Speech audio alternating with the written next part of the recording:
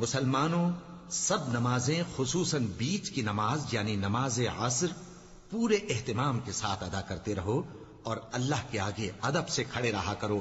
پھر اگر تم خوف کی حالت میں ہو تو پیادے یا سوار جس حال میں ہو نماز پڑھ لو. پھر جب امن و اطمینان ہو جائے تو جس طریق سے اللہ نے تم کو سکھایا ہے جو تم پہلے نہیں جانتے تھے اللہ کو یاد کرو. اور جو لوگ تم میں سے مر جائیں اور عورتیں چھوڑ جائیں وہ اپنی عورتوں کے حق میں وصیت کر جائیں کہ ان کو 1 سال تک خرچ دیا جائے اور گھر سے نہ نکالی جائیں. ہاں اگر وہ خود گھر سے چلی جائیں اور اپنے حق میں پسندیدہ کام یعنی نکاح کر لیں تو تم پر کچھ گناہ نہیں. اور اللہ زبردست ہے، حکمت والا ہے. اور مطلقہ عورتوں کو بھی دستور کے مطابق نان و نفقہ دینا چاہیے. پرہیزگاروں پر یہ بھی حق ہے.